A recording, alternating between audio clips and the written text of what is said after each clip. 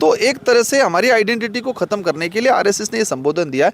लेकिन अब धीरे धीरे ये फर्क ये हुआ कि भाजपा के लोग 5 साल पहले बोलते थे वनवासी, आज खुद बोलने लगे हाँ आदिवासी। नहीं, नरेश मीणा का कहना है 2011 में जो यूनिवर्सिटी में किया था ना, आपको भी याद होगा, वो बहुत एक बढ़िया प्रयोग किया गया था अलग अलग लोगों का मिला के। तो नरेश का कहना है कि बोलो हो सकता है राजस्थान की राजनीति में आने वाले समय में कुछ ऐसा ही प्रयोग देखने को मिल जाए। तो क्या नरेश मीणा और राजकुमार राउत दोनों एक ही लाइन पे आगे बढ़ते नजर आ रहे हैं? नहीं, देखो यहाँ पर हमारा जो है, हमारे यहाँ विचारधारा का है।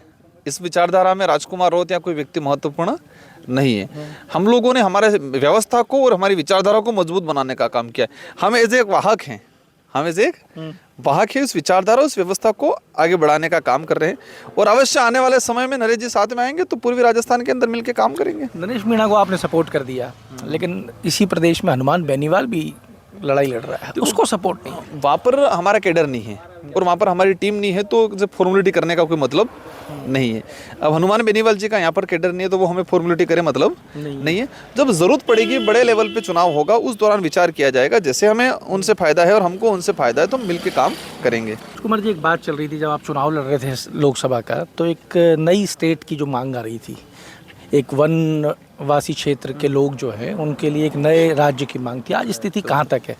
देखो यहाँ एक आरएसएस ने शब्द दे रखा है यहाँ पर, हमारा समुदाय जो है आदिवासी समुदाय है, लेकिन आरएसएस ने क्या कर रखा है, उनको वनवासी के नाम से दोनों में फर्क संबोधन करते हैं। दोनों में फर्क है। आदिवासी अनादिकाल से रहने वाला, अनादि मतलब कि जिसका पता ही नहीं कि कब से शुरू लंबे हुआ। समय से, जैसे कहे कि इस देश का जब देश में मानव का निर्माण हुआ, हमारे देश की बात करें, विश्व की बात पे नहीं करें यहाँ पर, तो यहाँ मूल रूप से रहने वाला, ये जो पलायन होकर नहीं आया, कहीं से विस्थापित होकर नहीं आया, ये था। लेकिन आरएसएस ने उस आइडेंटिटी को खत्म करने के लिए वनवासी संबोधन दे दिया। वन का वासी, तो वन में तो कोई भी रहता है, जानवर भी रहते हैं, जानवर को भी वनवासी बोलेंगे। तो एक तरह से हमारी आइडेंटिटी को खत्म करने के लिए आरएसएस ने ये संबोधन दिया है। लेकिन अब धीरे धीरे ये फर्क ये हुआ कि भाजपा के लोग 5 साल पहले बोलते थे वनवासी, आज खुद बोलने लगे हाँ आदिवासी। और जो नया स्टेट की जो डिमांड है, ये बात आते ही पूरे राजस्थान के अंदर, पूरी राजनीति के अंदर भूचाल आती है। पर एक समझना पड़ेगा कि ये नया स्टेट की डिमांड एज ए राजकुमार राउत या भारत आदिवासी पार्टी अकेले नहीं उठा रही है, और ये पहली बार नहीं उठाया है। ये डिमांड लंबे समय से चली आ रही है।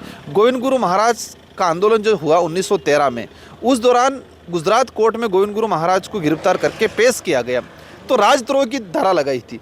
तो राजद्रोह की धारा लगाई थी। उस समय जो जज थे उन्होंने पूछा क्या किया, तो उन्होंने कहा कि ये बिलराज की मांग कर रहा है।